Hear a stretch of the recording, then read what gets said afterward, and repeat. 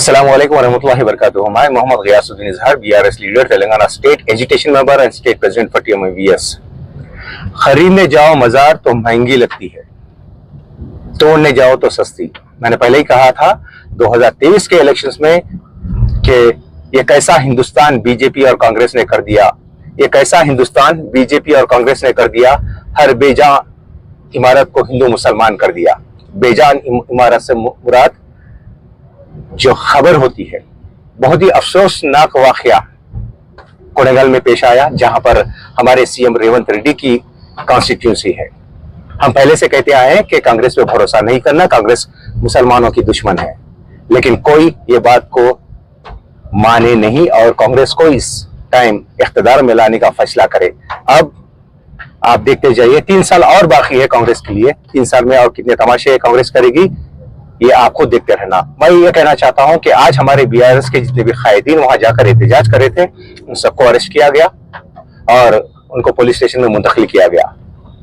मैं आप सबसे ये कहना चाहता हूं कि ये कांग्रेस पार्टी को लाने में सबसे पहले जो कसूरवार है, ये वो लोग हैं कांग्रेस के कायदीन के अलावा कुछ ऐसे लोग जो कुछ आस कुछ उम्मीद में कांग्रेस की तायद करते थे और बीआरएस की बुराई करते थे और ये कहते थे कि कांग्रेस एक सेक्युलर पार्टी है और मुसलमानों को साथ देने वाली पार्टी है। उसी वक्त चीख चीख कर हम लोग कहने लगे कि कांग्रेस का वो दौर जो बाबरी मस्जिद शहीद हुई थी, जहां पर कांग्रेस न्यूट्रल होकर ये काम कराई थी, उस दौर को याद करो।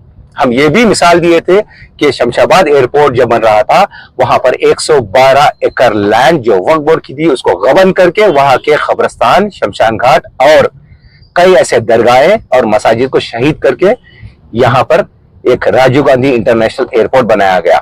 मैं उन मुसलमानों से पूछना चाहता हूं कांग्रेस के, मैं उन मुसलमानों से पूछना चाहता हूं जो दीगर तंजीमों के हैं और दीगर पॉलिटिकल पार्टीज के हैं, जो सीना ठोक के ये कहते हैं कि हम किसी भी हुकूमत को बिठा सकते हैं और किसी को भी उतार सकते हैं। मैं ये कहना चाहता हूं कि ना तुम किसी को बिठा सकते हैं और ना ही किसी को उठा सकते हैं। आप सबसे पहले कौन सी पार्टी क्या करते आई है, कौन सी पार्टी क्या कर रही है, उसकी परख अगर हो गई तो बहुत बड़ी बात है। जब आप हैदराबाद शहर में रहते हैं, हिंदुस्तान में रहते हैं, आपको ये नहीं पता कि कांग्रेस का हाथ बाबरी मस्जिद में कितना बड़ा था और यहाँ के हैदराबाद शहर में कितने मसाजिदें और दरगाहें, कब्रिस्तान शहीद किए गए थे। आप ये जाने बगैर ही ये कहने लगे कि बीआरएस को वोट नहीं देना, कांग्रेस को वोट देना, क्योंकि कांग्रेस गरीबों को साथ देने वाली है, मुसलमानों को साथ देने वाली पार्टी है। मैं आप सबसे कहना चाहता हूं, कुछ ऐसे लोग जो इलेक्शन के दौरान ये कह रहे थे कि बीआरएस पार्टी के दौरे हुकूमत में केसीआर साहब ने कई मसाजिदों को शहीद किया था और यही नाम पर पूरी सियासत की गई। जब सेक्रेटेरिएट की मस्जिद शहीद की गई तो वहां पर लोग जाने लगे, जानिमाज बिछाकर सजदा करने लगे, अपने आप को 5 वक्त के नमाजी बताने लगे, चारों तरफ से कैमरे लगे थे। आज मैं उस कांग्रेस के मुसलमान कायदीन से कहना चाहता हूं, आज कौन से एहतिकाफ में बैठे हैं। और चिलकोर में एक मस्जिद की शहादत हुई थी कांग्रेस के दौरे हुकूमत में, जो 2024 में हुई थी। उस वक्त कौन से एहतिकाफ में बैठे हुए थे कांग्रेस के लीडर्स?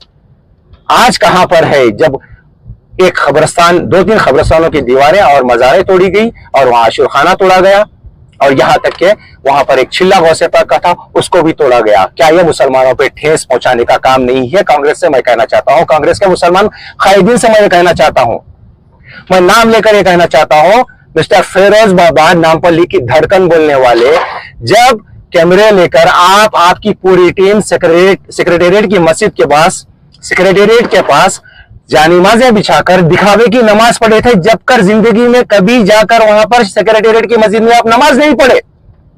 और एमबीडी के उस ख्वाहिश से मैं कहना चाहता हूं, जिनका नाम अमजदुल्ला खान है, जो बीआरएस को अगर वोट देंगे तो उनका डीएनए टेस्ट कराना बोले थे।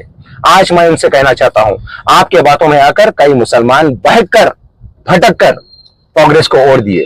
मैं अमजदुल्ला खान साहब से स्ट्रेट फॉरवर्ड आज ये पूछना चाहता हूं, मैं कभी नहीं चाहता था कि उनका नाम लेकर किसी भी तरह का वीडियो बनाऊं, लेकिन अमजदुल्ला खान और उनके साथ जितने भी लोग रहते हैं, ये सारे लोग कसूरवार है। आज जो कब्रिस्तानों की शहादत हुई है, आज आशुर खाने की जो शहादत हुई है, आज वहां पर गौसे पाक का चिल्ला यानी एक दरगाह की शहादत हुई है और चिलकोर में जो मस्जिद शहीद हुई वो भी जिम्मेदार आप लोग हैं, क्योंकि आप लोग ही कांग्रेस को वोट देने के लिए भटकाए थे। और आपका मंसूबा, आपका मकसद ये था कि अगर आप कांग्रेस की तायद करेंगे तो आपको कुछ ना कुछ निकाल के देगा रेवंत रेड्डी।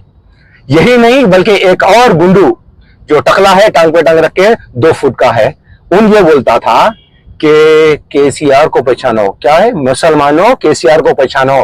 आज कहां बढ़ गया? जो खुद को नहीं पहचान सका, जो खुद कांग्रेस की पार्टी में रहकर कांग्रेस की तरफदारी करते हुए कांग्रेस को नहीं पहचान सका, वो केसीआर को पहचानने की बात कर रहा था।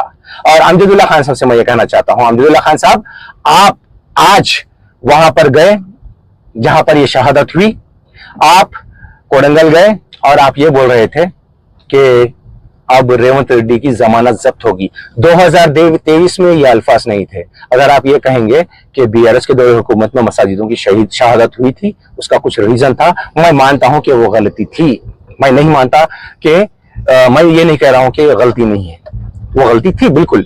लेकिन आप कांग्रेस को वोट देने की बात कर रहे थे। कई ऐसे मुसलमान भटक के कांग्रेस को वोट दिए थे। अभी 3 साल कांग्रेस को बर्दाश्त करना है और 3 साल बर्दाश्त करना है, और कितने मसाजिदों की शहादत होगी और कितने खबरस्तानों की शहादत होगी ये हम नहीं जानते। लेकिन मैं आपसे ये कहना चाहता हूं, जब आप ये अल्फाज कह रहे थे कि डीएनए टेस्ट कराना, आज कांग्रेस को वोट डालने वालों को कौन सा टेस्ट कराने की जरूरत है? पहले ये देखिए अब्दुल्ला खान साहब, आपको कौन सा टेस्ट कराना ये बोलिए। जब आप कांग्रेस को जानते ही नहीं तो कांग्रेस की तायद करने की जरूरत क्या थी? क्या आपको कांग्रेस आकर ये हरकतें करने के बाद पता चलेगा उसकी खिलाफ वर्जी करने के लिए?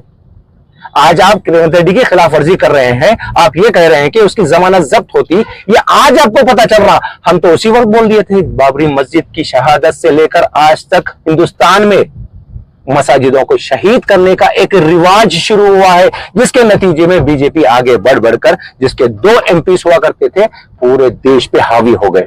ये कांग्रेस की वजह से हुआ। कौन नहीं मानता ये कांग्रेस की वजह से नहीं हुआ? कांग्रेस की वजह से ही हुआ। आज मुसलमान पे जोर जबरदस्ती जो होती है वो कांग्रेस की वजह से है। आज रेवंत रेड्डी हमारे तेलंगाना स्टेट में चीफ मिनिस्टर बन के हमारे हैदराबाद सिटी के आसपास मस्जिदों पे वार कर रहा है। इसका कसूरवार सिर्फ और सिर्फ वो इंसान है, चाहे वो कांग्रेस के कायदीन हो या कोई और हो, जो आवाम को भटका कर ये कहते थे कांग्रेस एक अच्छी पार्टी है और कांग्रेस को और डालना। आप सहते रहना, आप लोग कब तक ये करेंगे? और पुलिस का जुल्म इतना कि अगर कोई हमारे इबादत गाहों पर या खबरस्तानों पर जाकर वहां पर एहतजाज करेंगे या एक डेमोक्रेटिक राइट का इस्तेमाल करेंगे तो वहां जाके पुलिस उनको अरेस्ट करती है और एहतजाज करने नहीं देती। जबकि ये सेम किस्से बीआरएस की हुकूमत में हुई थी, लेकिन इन लोगों को कोई अरेस्ट नहीं करे थे। कांग्रेस वालों को अरेस्ट नहीं करे, पुलिस स्टेशन नहीं लेके गए। लेकिन आज ये जुल्म हो रहा है पुलिस वालों का हमारे मुसलमान कायदीन पर, जब हमारे खबरस्तान को तोड़ा गया। फिर एक बार मैं कहना चाहता हूं कि जितने लोग कांग्रेस की तायद करे थे वो ही कसूरवार है।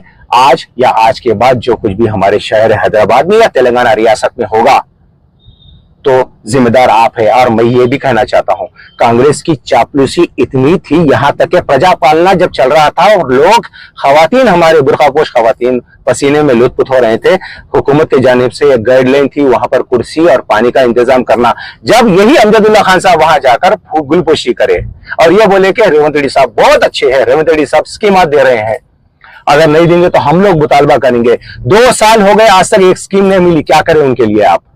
और उस वक्त जब आप केसीआर की बुराई करते हुए रेवंत रेड्डी की तायद करते थे, कांग्रेस की तायद करते थे, आज अपने अल्फाज बदलकर आप ये कहते हैं कि रेवंत रेड्डी की जमानत जब्त होती। जब तक आपके ऊपर बीता नहीं, यानी मुसलमानों पे कांग्रेस क्या कर रही है बीता नहीं, आपको ये इस बात का एहसास नहीं है, तो फिर कौन सा एनालिसिस है आपका? पॉलिटिकल एनालिसिस में आप है क्या? आप जानते क्या कांग्रेस को? जो कांग्रेस अच्छी पार्टी है, पहले कहते थे जुम्मे के दिन एक बात, जुमेरात के दिन एक बात, हफ्ते के दिन एक बात आपकी, हर दिन आपका स्टेटमेंट बदलता, कभी इन अच्छा है कभी इन अच्छा है।